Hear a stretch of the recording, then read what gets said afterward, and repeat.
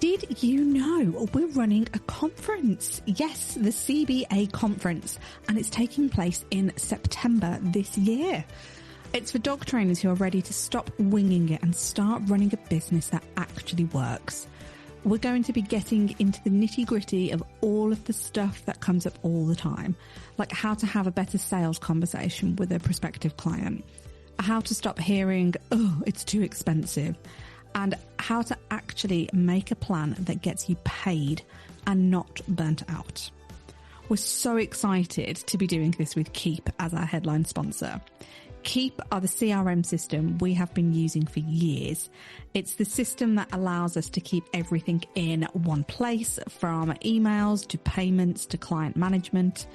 They really do believe in small businesses, and they're backing this event so that we can bring even more value to the room. We so want you to be there. We do not want you to miss out. So head to the link in the show notes or head on over to caninebusinessacademy.com and go and grab your ticket.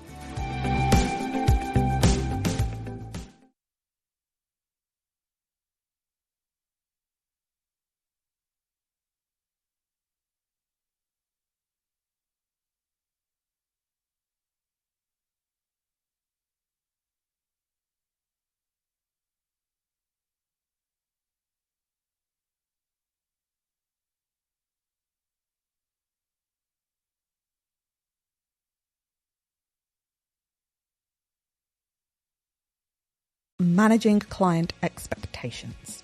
I see posts like this all the time in dog groups. We overcomplicate and we overpromise in these consultations. That's what people are kind of led to believe. I think this is where a lot of us go wrong. Morning, Vicky. Morning, Moorcroft. We haven't done one like this before with a little morning introduction. We're on GMTV now. Okay, we will be one day. Damn straight. I put a post out this morning and asked what people would like us to cover. And one of the topics that came up was managing client expectations. Ooh, this is a good juicy one, isn't it? Give me your thoughts. Managing client expectations. Clients are annoying. Are they? No. Done. Podcast episode over.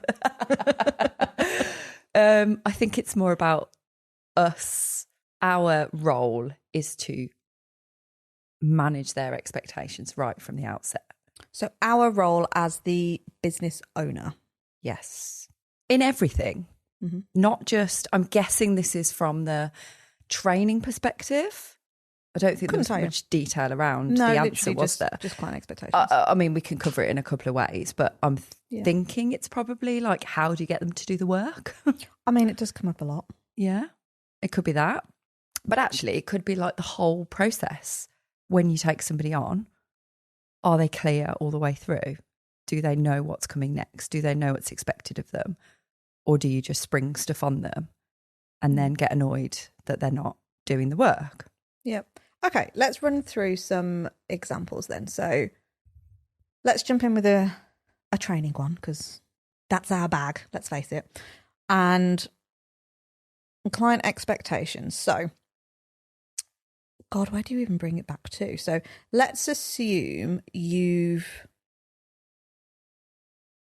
put a post out on the socials and you've done the usual, I've got a class available, like here's all the dates, here's the location, so many spaces left, DM me, or a link maybe, or whatever it is, but basically like everything you're ever going to need to know is in that one post. That's gone out with a picture of a dog in the class, maybe. There you go, that's out. Then let's assume people book onto that, either via DMing you, and then, again, I'm making massive assumptions here, you do the backs thing, you send your bank details over and somebody transfers the pennies into your account. Or it could be like an online payment thing. Yeah.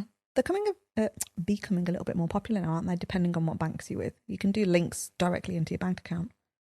I think the Tide might do that, or Monzo. One of them do anyway. Beside the point. So you've now got somebody in, they've paid, and they're now in your class setup. does this work actually? I'm trying to think, because I never really did the classes. Would that same process work in a one-to-one? How do you mean? So I'm trying to think what you would post if you were offering one-to-one sessions. Would you post something like, I don't typically see it. I think this is why I'm struggling with it. I don't typically see posts saying, I've got X amount of spaces available for one-to-one clients in the dog training realm, that is. I don't see one-to-one advertised as much. But I don't know if that's just my social media feed. No, I agree. I don't think it probably is. How did you do it? Because you offered your ad hoc. I never advertised them. Never ever. advertised it. How did you get your people? I had a million other services, didn't I? That was the last thing I was thinking about. So how did you get people into one-to-one? They would generally need a bit more support in class. Oh, so they were from... Usually it was like a bit of a funnel from classes. Right, okay then. Unless somebody rang me up asking about classes and they weren't suitable for a class environment, and sometimes that would be a one-to-one, but I never outwardly talked about them really. Yeah, okay then. Okay, so there's like these a few different approaches, isn't it then? So I think from a marketing perspective, you typically, and again, massive stereotype generalisation here, are going out on social saying, you've got your class availability, yada, yada, yada. I think the one-to-ones, from my experience anyway, and from what our clients have said to us over the last couple of years, is they're normally a Google inquiry and they've just landed upon your page somehow. Yeah. Not through any strategic means of getting your SEO right or your website or anything like that. It's just been a Google search and you happen to have come up in that feed.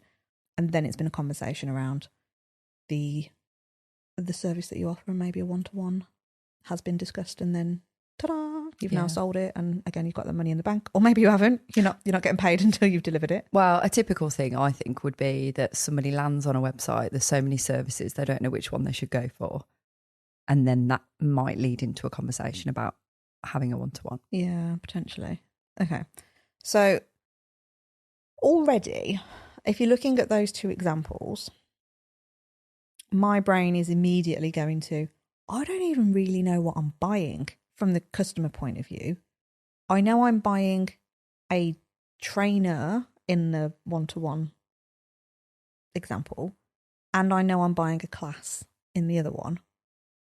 I don't really know what the outcome is based on, again, the fact that all I've bought is the stuff, like the location, the time, how long it's running for. And then maybe in that one-to-one bit, it's I can help with that, whatever the thing is. Let's book one session in or a consultation and let's see what's what. So I suppose from a customer expectation point of view or a client expectation, you have to start asking yourself, what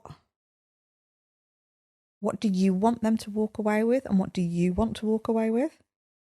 Because I think, again, even just looking at those two examples, it's very generating cash led is how I feel about it. Here's a thing, buy my thing. Do you know what, every time I say those words now, I've got visions of an old reel that was pulled from you, like, buy this thing. It's just on repeat in my head, buy this thing. But that's it. Yeah. But that's literally how it comes across in my mind, because we do a lot of work in really considering that customer journey. But also, don't you think that almost sets the expectation when something is, and I know everything's got a length to it, everything's got a duration. So whether it's an hour or whether it's a year, there's a duration. But again, I think it's setting the expectation of what that duration is going to give somebody. Mm-hmm. And I think if you are, like for me, when I was offering the one-to-ones, let's do a session. Like for the person on the receiving end of that, they're going to go, oh, it's only going to take a session then. Yeah. Do you know what I mean? So it's like, that's on me saying a session. It shouldn't be that. It should be, if we want to do a session by session, it's a session to assess what's what, and then we devise something longer because we know full well it's not going to be a session. So using that example with the class example, like the 6-week class that we've talked about before, whoever invented that needs shooting in the head. It's like, it's not going to be fixed in inverted commas in 6 weeks. You're not going to have the perfect puppy in 6 weeks, but that's what people are kind of led to believe. Yeah, this is it. It is managing those expectations. So it's like if you do genuinely want to offer those puppy classes and you do genuinely want to offer those one-off sessions, fine, but manage those expectations. And I think this is where a lot of us go wrong, because we put all of that ownership on the person and that blame on the person and go like, well, you're crap if you don't want to continue working with me, and you're not as committed to that dog as I am because you don't want to buy any more sessions with me, or you haven't put the work in. Well, how have you set it up? Because again, if you're going in from a marketing and a sales positioning of buy this thing, I have to say it like that now, buy this thing, that's all you're doing, then where, from a customer's point of view, how do they know what you're expecting of them? Because it's been positioned unintentionally that the thing that you have put out there for sale is going to solve pretty much anything and everything. Like if they're coming to you and saying, oh, I need help with, I don't know, let's just go through some of the basics, like loose lead walking. Yeah, okay, cool, I can help with that. Oh, and can you also help me with recall? Yeah, okay, yeah, I can help you with that. And can you also help me with something else? Or maybe it's just, let's just keep it simple. Jumping up. Yeah, so okay, those 3 things. Like, yep, okay, fine. And in the trainer's brain, you could be going, yeah, I can show you the techniques to go through those 3 things. Like, I can show you those. And again, I've talked about this before, like the way I was brought up in the industry was you teach 3 things. I was thinking, yep, okay, cool, I can show you how to do those 3 exercises. And then it's off you go do your thing, you go practice. And if that wasn't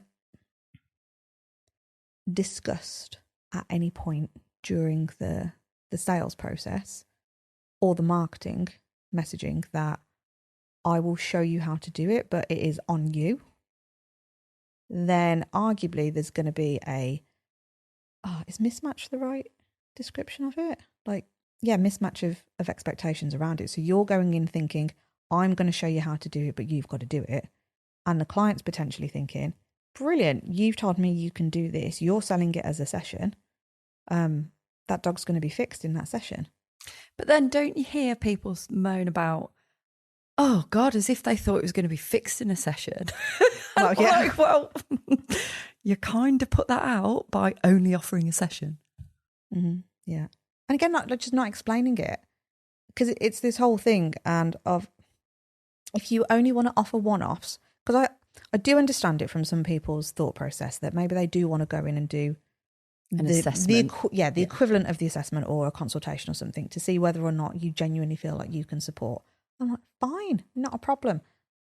But set it up that way so that it is really fucking clear to that buyer as well to go, okay, this is literally what I'm going to get. You are paying for me to come along and find out more information and assess whether I can do the next thing. Yeah. And that's it. And I think this is where we overcomplicate and we overpromise in these consultations, because all of a sudden we then feel, oh, well, if I'm going out and I'm charging, you know how we feel about this word, charging for my time to come out, well, I better give you something for it. So now I've got to do the write-up plan, the training plan, like maybe put it up into like a pretty document and overwhelm them with all the jargon and all the words because you feel like, can't possibly charge them like £90 for a one-off. So, okay, maybe I'll keep it at like 35 or 50.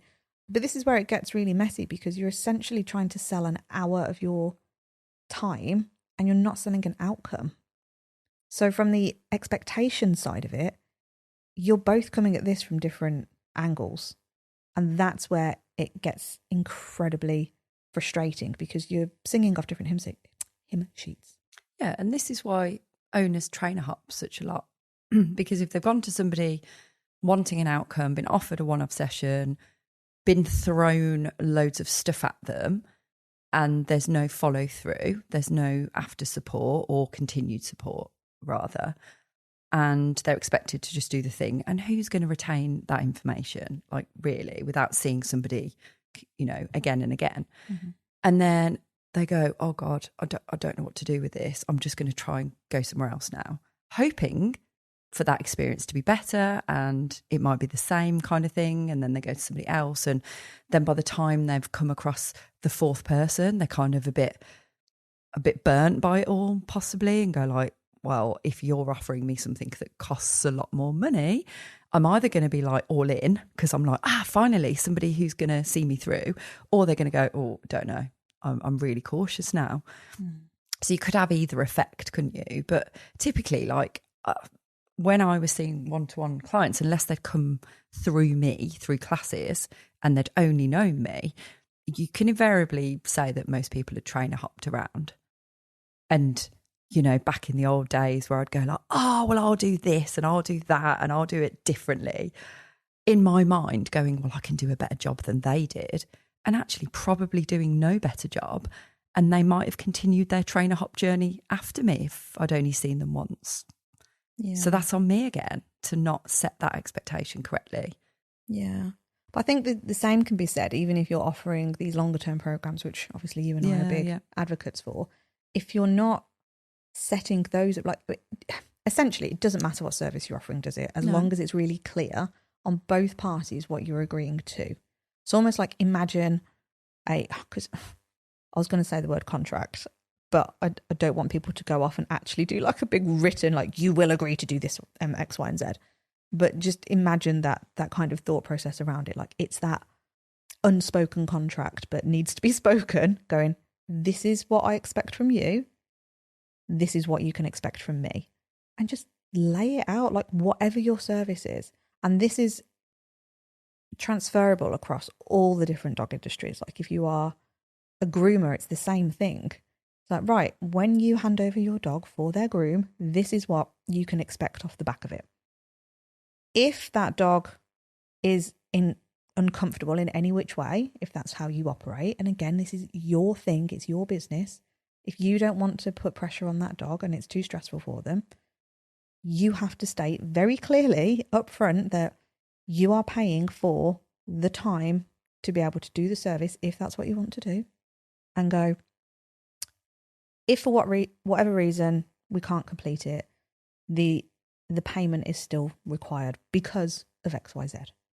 Just state it clearly. Because this is where, again, you're going to get problems if, and I've heard of people say this, like old training clients, where they've gone, oh God, that groomer was an absolute nightmare because the dog wasn't overly keen on their nails being cut or something, or they didn't like the noise of the dryers. So therefore they're still charging me, but they didn't do the job. I'm like, well, I kind of get it. However, I also understand it from your side as well, because clearly there's a miscommunication. And also another example for groomers, which I used to get a lot, is people saying that they'd shave the dog, like they'd, yes. And it's like, well,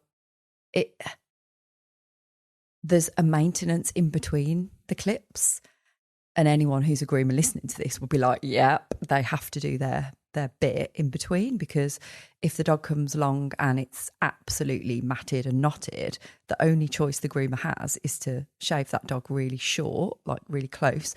And then we get disgruntled clients. Well, are we setting that expectation of going like, the next time I see that dog, I want you to make sure that it's, you know, brushed regularly, that it's not going to get to the point where it needs shaving off. It's that kind of stuff as well. Yeah. And again, I'm not here to tell you what to do in your, you know, your grooming business or anything, but this is something I hear a lot, or used to hear a lot from clients going, oh, I went to this groomer's and now the dog looks like this. And I'm thinking, well, why? Like, were you not explained, or did you not receive the information very well and they did explain it and you just didn't do it?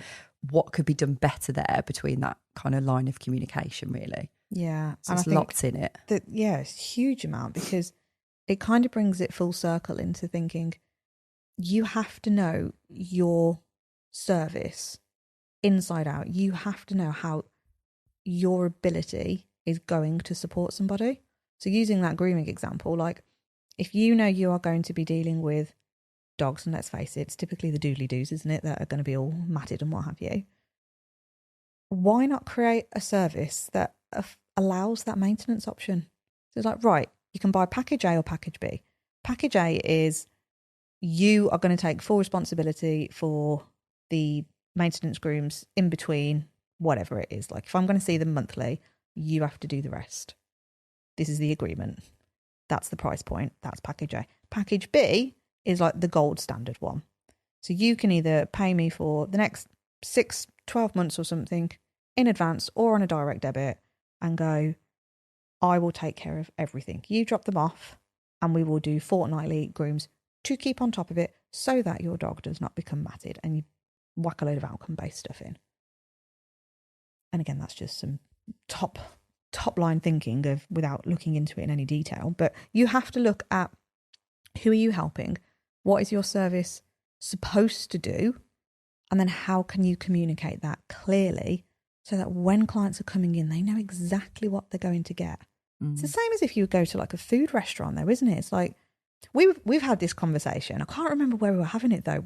On the plane, where the pictures of the food. Oh, don't equate to what you get. Yeah. You're like, oh, that looks amazing. And then, of course, you know it's going to come wrapped up in some plastic shrink wrap thing that's just been chucked in a microwave. And you're like, oh, it doesn't look like that picture at all. Managing the expectations, because that's where you feel a little bit disgruntled that you're paying now £13 or something for a cheese toastie on a plane, and it gets delivered to you in a shrink wrap thing, bit of plastic, all shriveled up. You're like, that does not equal that value. And really, we know that that's what it's going to come in. But when we see a picture looking like that, you're like, oh, hopefully it looks like, well, of course it's not going to look like that. Yeah. But, you know, you can literally see it across so many different examples. Like just set up the expectation of what it's going to look like.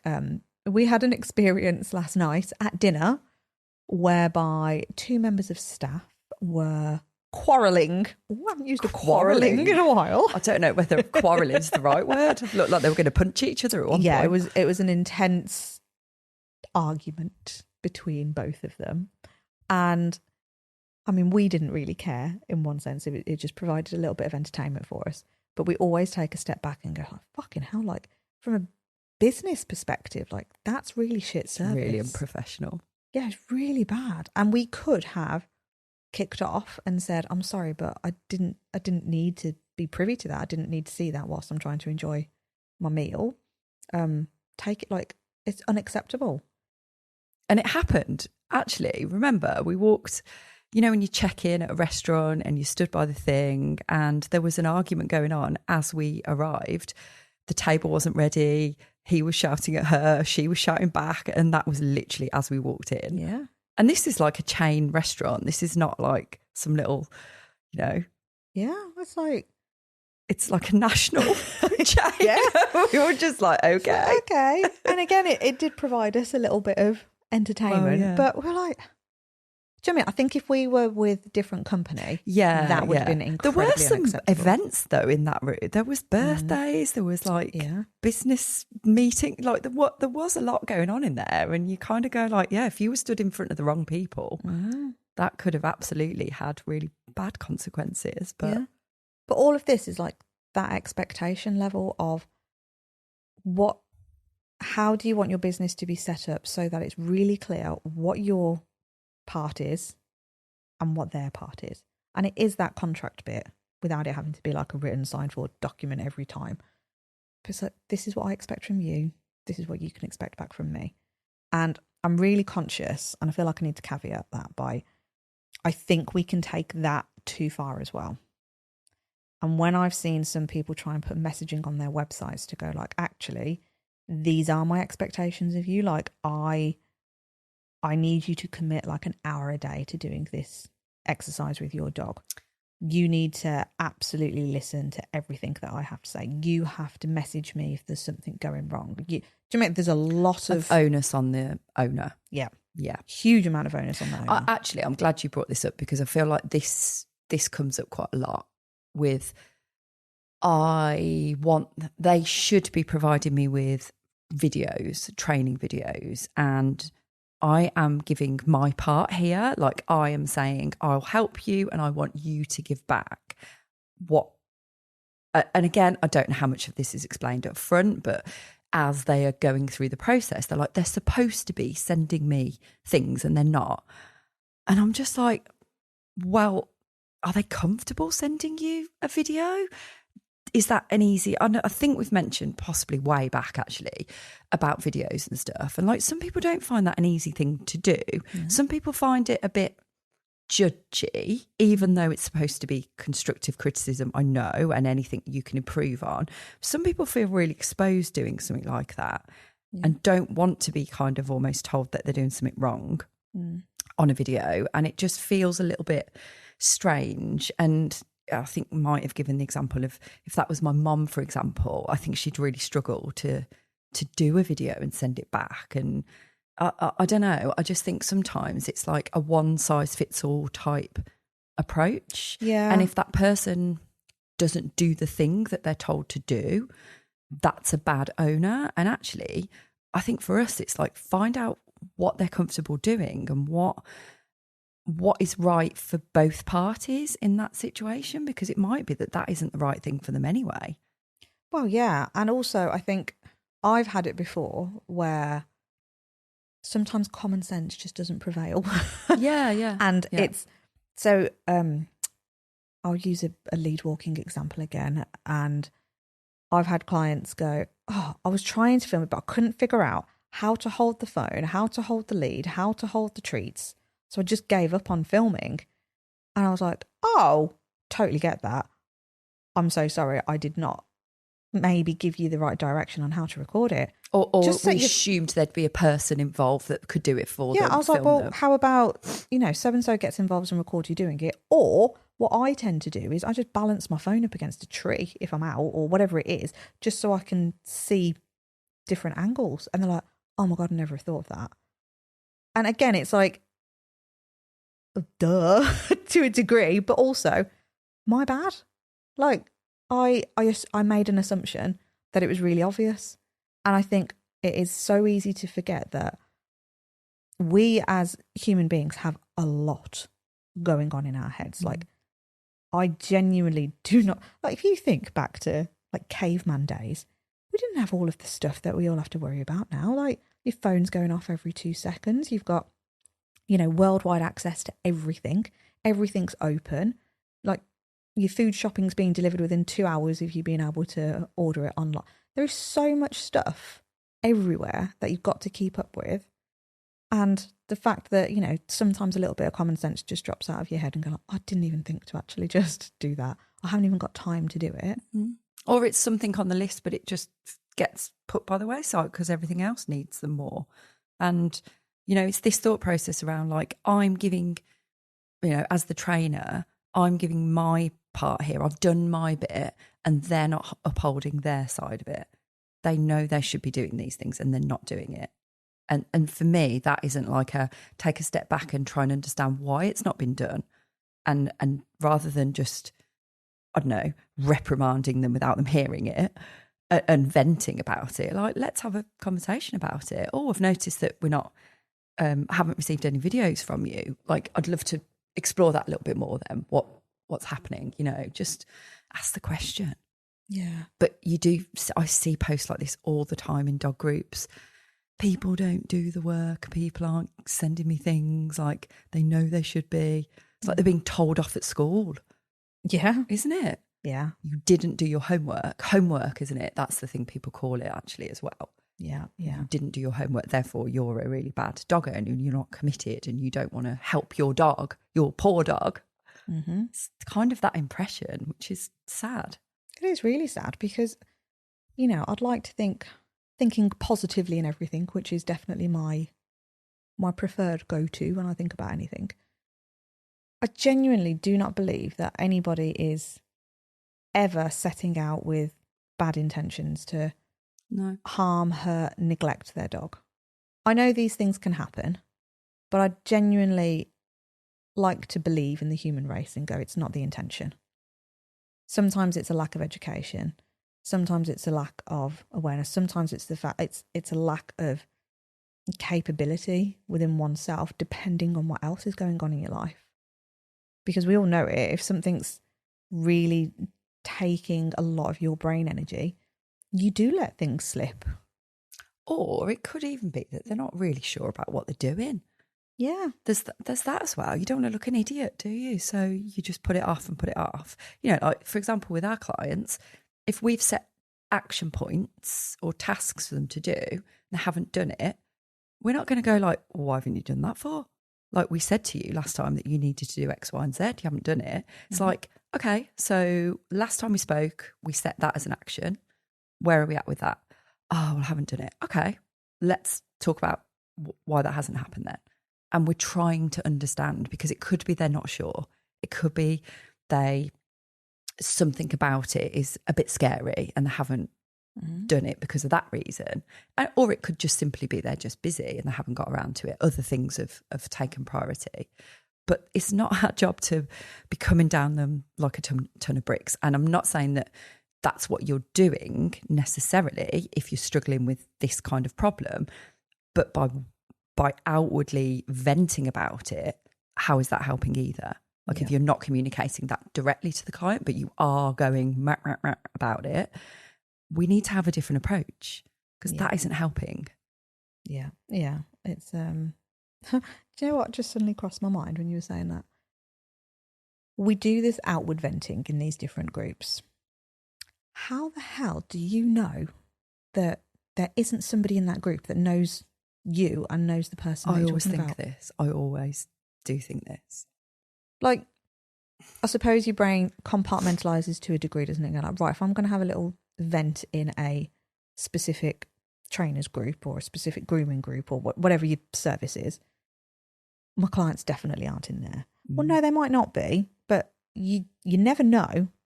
Because I've had clients over the years that have joined certain groups because they are interested in learning more about dog knowledge. I'm like, I need to be a little bit careful. Not that I've ever done it, but I'm like, I would need to be really mindful that they are in that group. But regardless if they're in that group, there might be other dog owners in that group that are not. Exactly. I'm seeing it and going like, oh God, if that's what they're saying about us, it just doesn't feel great. And I think this comes back down to that episode we did about, we talk a lot about it anyway, surrounding yourself with the right people. And if you've got a group like that and people are venting and people are validating the venting and just almost like fueling it more, that's only going to make the negativity worse. And again, it's not a solution. How is it going to help that problem? It's just going to like make your mindset even more, I don't know, just more negative. Yeah, there's too much negativity in the world anyway. And it's lovely when you get somebody on a thread like that going like, have you thought, because if that was me or you, we'd be coming at it from a completely different angle. Have you actually set what have you actually done to try and set that expectation? How have you tried to address that with your own? Oh, well, I haven't, because they should be doing it. Like it's that kind of thing, isn't it? Of that's how we really should be looking at it. Take a step out. If that were you, and I think it's always such a good thing to do and go like, if that were you, and you hadn't, like, what are the reasons you might not do your homework for various different things? Is it an intentional thing? Is it because you just go, well, I'm not doing that? Of course it won't be. There'll be a genuine, valid reason for it. It's hard, isn't it? Because when you try and put yourself in their shoes, I actually think this is a skill that a lot of us lack. We're not able to,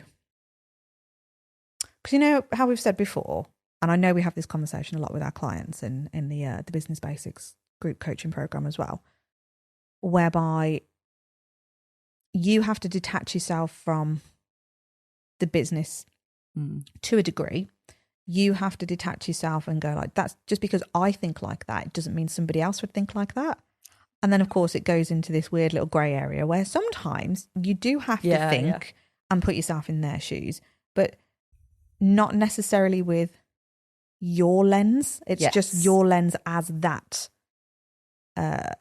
role, like that you're now in a buyer's position. Not you specifically, Yes. but you are now in a buyer's position. You are now in a mentee position or whatever it is.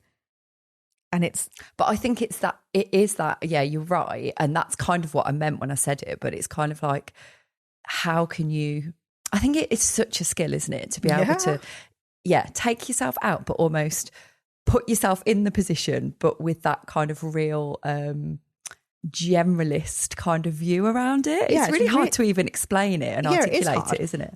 And I think an example to help like iterate this point is a sales one comes up quite a lot. I think we've done an episode recently on like following up and being able to actually have conversations with people for as long as it takes until that fuck off and die message kind of comes in. Now, if you put yourself in the shoes through your lens, potentially, your brain could go, well, I wouldn't like that. So I'm definitely never going to follow up with somebody because I would not want to be in a position where somebody is nagging and badgering at me. Why is it badgering? Really weird word, but anyway. Brain went off on a tangent. Well, I wouldn't want that, so therefore I'm not going to do it. However, in that same example, if you put yourself in the mindset of that client, okay, they might not like it also. However, if it's done through service and you've genuinely made a connection and you're not trying to sell, you're trying to serve, well, it's a completely different energy. So actually, I would quite like that. But it's being able to remove yourself from that initial thought of, well, I wouldn't like it, because we all have these associations with like cold calls and spammy calls, and like the amount of spammy calls we get now, and I don't even know what's going on, but you can see it. I'm not even going to answer it because it's going to be a shit phone call.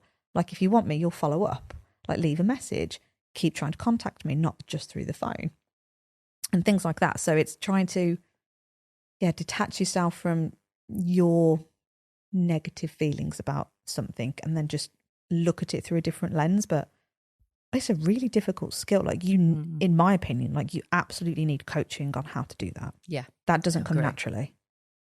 I wouldn't have been able to do that without like years of support to really put myself in that headspace. No, you're right. It does take someone to help you look at things differently, doesn't it? Yeah. I think that's why I love doing those group coaching calls in Business Basics. I love being in that position where we can help coach people through those mindset blocks, because it is still a tactic that's needed to be able to get to this point of managing those client expectations, because it's not as easy as going, right, okay, just put a post out then saying, if you want to buy this thing from me, this is what I expect from you and this is what you can expect from me.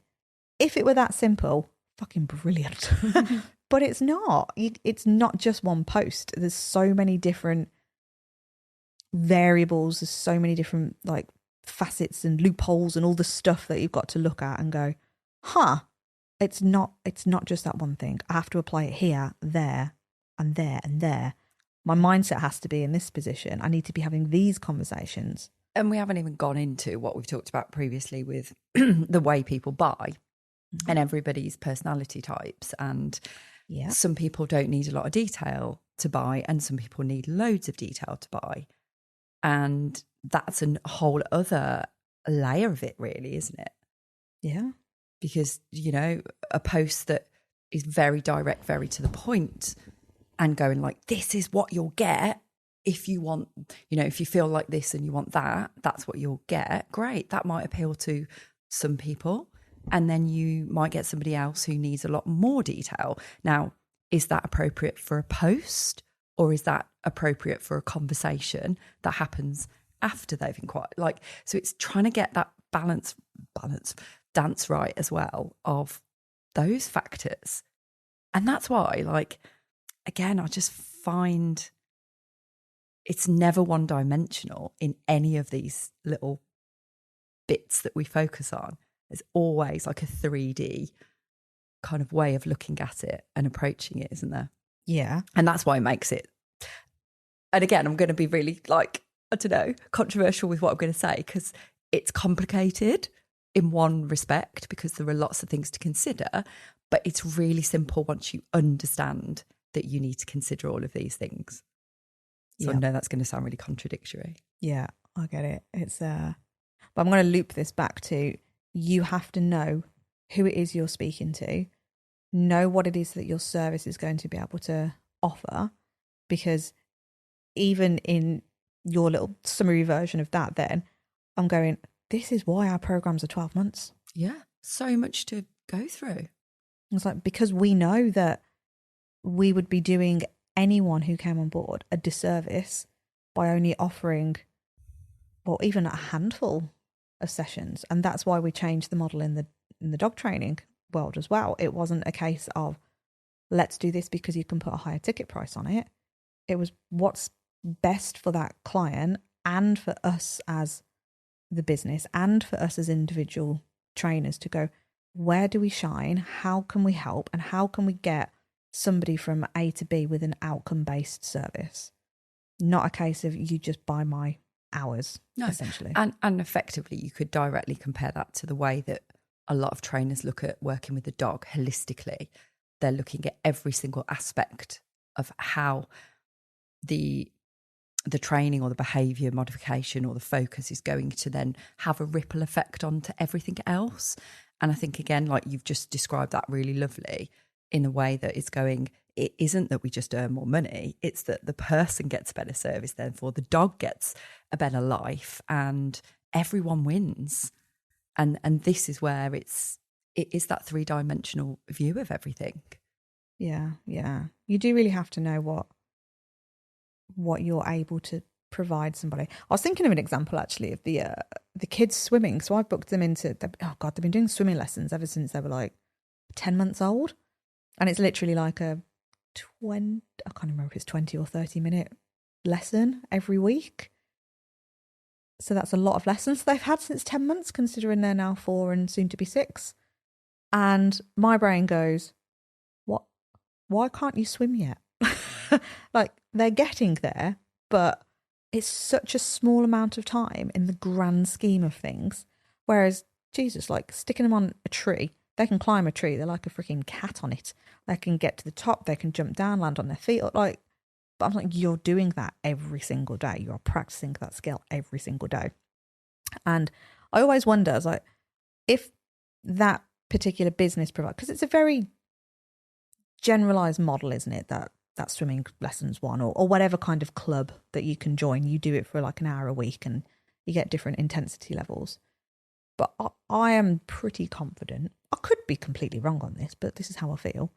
If they were to offer me like an intense, like, right, if you want your child to learn to swim in a space of whatever they deem as the professional, like 0 to 6 months or, in a 12-month period where you can get them swimming and base it on an outcome and then provide like the package around that outcome. So whatever that looks like, whether that's 3 lessons a week, whether that's a week intense course, whatever it is, I'm like, I can see the outcome on that. Because currently I'm like spending £45 a month per child, so 90 quid for 20 to 30 minutes in a pool where they have a little bit of fun. And what's the outcome? I almost feel like I'm wasting my money in some respect and my time, because it's in the middle of the day on a Friday. It takes the whole day out. I'm like, surely there's a better way. Yeah. But again, it's managing those expectations of like, I don't really know what I'm expecting because it's just been positioned as it's a 30-minute class. Yeah. But there isn't any reason why they shouldn't be able to swim right now. But if it was structured in a way whereby it was setting them up for more success, I suppose. And actually, now I've said it out loud, they're not selling the outcome of your child will learn how to swim. They're selling swimming lessons. An activity for your child to do every week. Yeah. And somehow, and that actually, oh God, my brain's on fire. That was an epiphany. That is an epiphany. That is a really good fucking example of like that mismatch of expectation. Because my expectation is, fuck me, you've been doing that for the best part of 5 years. Why can you not swim? And their expectation is, well, we've sold you 30 minutes every Friday. Yeah, that's very different. Very different. Mm. Oh, there you go. Interesting. But it's the same thing. Yeah. You'll be coaching them on how to present a Damn better... sure. I trained their dog as well. Oh, there you go. You're in. But again, like, I suppose that's an example of, that's a business model that's clearly working for them in terms of turnover and their bottom line and everything, but not from necessarily the outcome-based The customer experience. Yeah, yeah. And there might be many customers that are very happy with that because it... Well, it's a well-known model, isn't it? Yeah. How many puppy classes? Yep. That's exactly what I'm buying. I'm buying 30 minutes to an hour or something every Thursday. That's all I'm buying. I'm not buying an outcome. No. Oh, let us know what you think about this episode. I'm curious. Yeah, and hopefully that's answered the question, which we didn't have a lot of detail around it. So we hope we've kind of covered every angle that it possibly could be. Yep. Cool beans, right? See you. Toodly-doo.